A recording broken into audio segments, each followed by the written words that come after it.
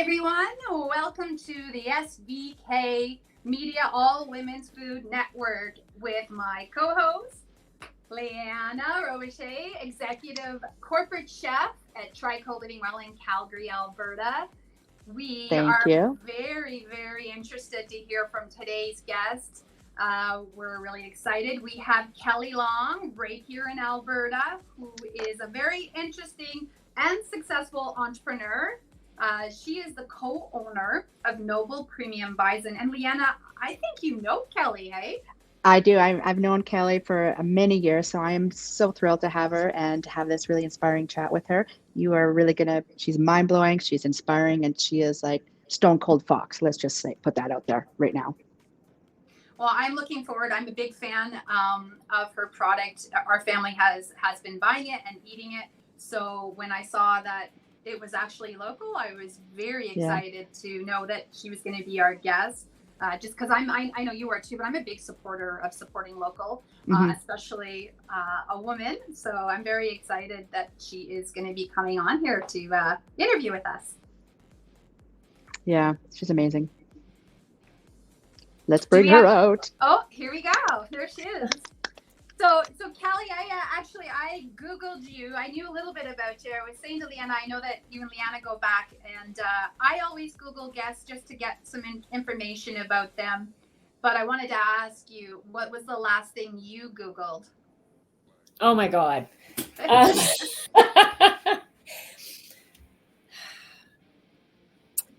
What was the last thing I Googled? It was probably words. When I'm reading a book, I'll find a word and I'll Google the word.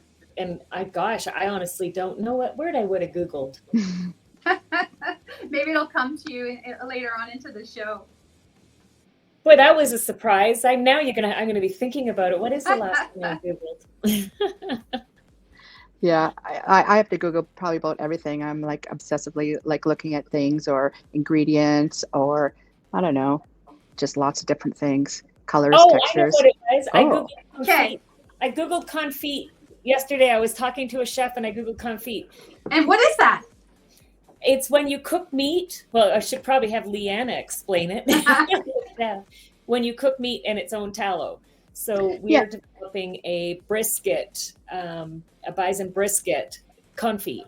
So he was talking about the recipe and I Googled it to get a little bit more detail. So that was yesterday afternoon. But it doesn't have to just pertain to meat. It could be anything that you're cooking, like in it could be anything in fat. So we do like a lot of, confit garlic or confit vegetables. I'm obsessed with confit for sure. As a matter of fact, I have an upcoming menu that's a confit carrots and parsnips. So yeah, I do that a lot with I'm obsessed with like flavor profiles, like with star anise, basil, oranges, lemons, and cinnamon. I confit a lot in that kind of aromatics. Amazing. Yeah. But let's not get sidetracked with flavor profiles. Our flavor profile right now is all about you. So tell us everything, Kelly Long, everything about your world, your life, and entrepreneurs. Tell us. Go. I think, you know what, Kelly, I think what I'd like to know is traditionally we don't see a lot of women in the ag related business, especially the niche, and your expertise, which is, such an interesting story. I know Liana probably knows your story. I don't, and maybe our guests don't. I'd like to know, how did you get into the bison industry? What did your parents do? How did this happen? I am the child of entrepreneurs. That's for sure. My parents are both entrepreneurs and they're both retired now. But before the show, we were talking that I am originally from Toronto, and I was transferred with a job out west. I worked for Harley Davidson Motor Company, not the dealership, but for the Canadian distributor. And they moved me into Western Canada, and I was on a ride for the 95th anniversary of Harley Davidson going down to Milwaukee. And on that trip, I met a guy, and the guy with a bison ranch. I met a guy with a bison ranch, and that was back in 1998. And from then on, it's been bison, bison, bison. Wow. It's always the guy, hey? It's always the guy. Yeah. Well, you know what? I know that I have the amazing good fortune of knowing you for a long time, and we've got to work on lots of incredible projects. I met you through a mutual friend back in the Wildwood days, the Yes. restaurant in Calgary. And but I want to know what you love about being an entrepreneur, and what also about the hardest part of being an entrepreneur is, and some of those days like when the lowest of the lows and the highest of the highs, and some of that advice that you can give to others that may be starting a business. Like what are like the three kind of kind of the tops and the lows to get us people through it? What do I love? What's the Yeah. hardest? Well, I love the independence of being an entrepreneur. You get to make your own decisions, and you get to, people think, oh, wow, how lucky are you to be an entrepreneur? You set your own hours and you get to do everything. And let me tell you, when you're an entrepreneur, you may be setting your own hours, but it's whether you're working all night or all weekend, or, you work long hours. But the hardest thing would be making the hard decisions. So, or any decision, like a good or bad, every decision is mine to make. So that's exciting because they're my decisions. But, a lot of that comes with self-doubt and examining those decisions and trying to force myself into finding flaws and ideas that I might think are great. And sometimes there's a bit of uncertainty in that. And what if my decision isn't right? What's the wrong thing? And how bad will the fallout be? And that's the other thing about being an entrepreneur. The buck stops with you. So no matter what it is, you're responsible. So, we've certainly had our successes. We've had our challenges. And, and Liana, you and I go way back. This is our first rodeo. When things are going poorly, you have to keep going. You and I have had some conversations about that over the years. Yeah. You just can't give up. Even when you feel like you want to, you can't. You have to keep moving forward, even if it's in little baby steps. And, I'm looking around my office here, and I have little quotes that sit around here that inspire me and keep me going. And, some of them are like Margaret Thatcher. You have to fight every battle more than once to win it. Walt Disney, it's really fun to do the impossible. Yeah. You really are a huge inspiration to me, and I'm sure to lots of other women around too. But there was a real low point when I was at the lowest of my low, and we went out for lunch, and you really lifted me up and gave me a really huge boost when I desperately, and I didn't even know how badly I needed it. And you really inspired me to create and keep going and shine the biggest light on me when I need it the most. So you are a really big inspiration to me personally and professionally. Oh my gosh, thank you. I remember that day. I just want to get out there and give you a big virtual hug. Yeah. You remember that day, right? Like it was huge, and I don't think I will ever forget that moment ever. And it makes me want to cry now, but it was incredible, and I will never forget that moment. Thank you. Yeah. Kelly, I have such appreciation. I have a couple friends that are farmers, and I don't understand the day-to-day tasks that happen on a farm to make everything run smoothly. Can you walk us through what a day looks like for you? I mean, this is a bison ranch. Like, can you paint a picture for us people that are no knowledge of what it's like to run a ranch and what that day looks like? Like, are you out there, scooping away and making sure everything is good and talking to the bison, or do you have a team of, ranchers? Like, what does it look like? I have no idea. Okay, well, I'm not on a ranch. Meanwhile, back on the ranch. Back on the ranch. What I picture? I picture like you and Kevin Costner, out on a ranch, Montana or something. So I guess we need a realistic view of what your world looks like. Well, when I met that guy, that's what my world looked like.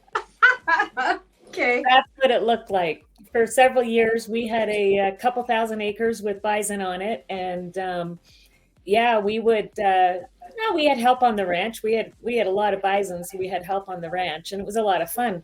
But now, when you running a business like ours, where you're doing, you've got a lot of marketing and a lot of balls in the air and a lot of things going on. We actually moved on to the business side of it. And we have a business partner, Doug, who actually owns ranches and manages all the animals. So I don't know. I was just thinking, Liana, if you've met him, you have not. So Doug Griller is our partner, and he has ranches in Saskatchewan and Manitoba. And then we have, I was just talking to you about another partner we have here, Ivan Smith in Alberta, and they're on the ranches. And my days are strictly office. So it would be so much fun to be on the ranch again. Some of the most fun things were working with the bison. So, but, what my day looks like is, over the years of running this business, I've honed my routine to have a pretty healthy work-life balance. And sometimes that works out for me, and sometimes it flat out doesn't. So, I've been told that I'm pretty structured and a pretty structured and organized person. And I can tell you, I sure do not feel that way. If I could turn my camera around, you would see that nobody would call this structured and organized. But I have fairly consistent routines that I do during the day. And, I feel like from the time I get up in the morning to getting behind my desk, they set me up for my day. And it's silly. It could be silly little things that I do that if I don't do that thing in the morning, I feel like my whole day will be off kilter or off balance. So it's just little things. And then I spend a lot of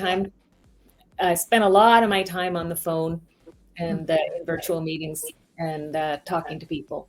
But I just did a meeting with Cisco BC before this meeting. I was doing a pitch, and we were doing some ideations. So it's an interesting day. It's interesting now since post-pandemic, everything still is done virtually. Wow. But you still are big on practicing. I mean, you still travel internationally to make those connections. You still are the face and the person that makes those commitments for your company. Yeah, I am. Yeah. I still do a lot of travel. I just got back from Toronto a week ago today. I was there for meetings. I was in Europe, late last year, which is just like a month and a half ago. And then, I travel around a lot doing the pitches. More last year. It was interesting post-pandemic.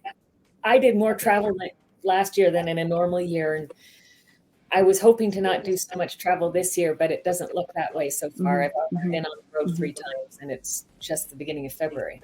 Right. And I just want to kind of talk about how exciting about being, community connected into, like Terroir, for example. You were the focus and the focal point of the Terroir Symposium, and then how those connections, when you went away, now, with one of the butchers in Germany, correct? And then now you're connected with him over there, and now he's using your bison. Like, talk about those connections that you made here in Calgary. Now that's happening internationally over there from that. That was Hendrik Dierendonk. Yeah. That we met, and he's in Belgium. Oh, Belgium, that's right. Yeah, and in fact, so I was with you at Terroir. Yeah. That was in late September, and then I went to Paris after that. I know it's kind of tough. I have to go to Paris for conferences, but I feel bad for you. I'm so sorry. I'm so sorry for you. I was in Paris for the Cial food show, and Hendrik met me there, and so it's fantastic. It's great to build those relationships. We do have sales throughout Europe, and that's an exciting thing for me, that I get to go over there and I get to visit with our clients and do that relationship building. But Terroir was an absolute fantastic, and Melanie, that's where I met you too. Is that yes? correct? Yeah. It was a really great showcase for bison and chefs all over Yeah. North America, throughout the world. And it was like, Blair and I have kept in touch as well. Another butcher, and Elise is at Cisco. Oh, So, yeah. yeah. She's awesome. Like, She really is. Yeah. Yeah. Yeah. Are you so I'm just curious because, there has been so much changes in the economy over the last couple of years. With your business, are you worried about anything in the future, any challenges you foresee, or if you do see them, are you a strategist and are you trying to figure out, okay, if this happens, we're ready for this, or what's our next move? And are you worried about any challenges in the future here? I am very strategically focused. So you're right. We and in fact, today is just yesterday morning. Sometimes it's a blur on the hours, but just yesterday morning we did our next quarter strategic planning session, and we went through we do a SWOT analysis, and we try to identify what the strengths, weaknesses, opportunities, and threats. And the biggest challenge during the pandemic, weirdly for retail, it was good for us. Post pandemic, the biggest challenges is inflation, the economy. Yeah. The biggest impact is on our business has been freight. So going forward, we're just trying to do the best we can to work with chefs on products that are add value to a plate. Chefs nowadays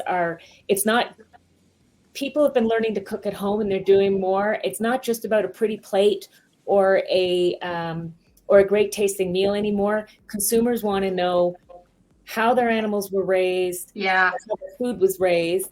Mm-hmm. Is it good for them? Is it good for the environment? How does what I eat affect the environment? And we're really putting a big push around how do we allow chefs to have more profitability on their menu and give them more value to what's on that menu. So using underutilized cuts like the brisket that we were talking about, the brisket confit, and the sorry, at Terroir, what was that was served? That was unbelievably good. There was a lot of bison served, where you were, and all cuts were served. Oh everything. gosh, that we was so supplied good. a whole carcass for the butchers to break down. However, Kelly, I gave you the best idea ever. Still, you got to get that going. You got to build. You got to find that piece for the manufacturer to get that cut done.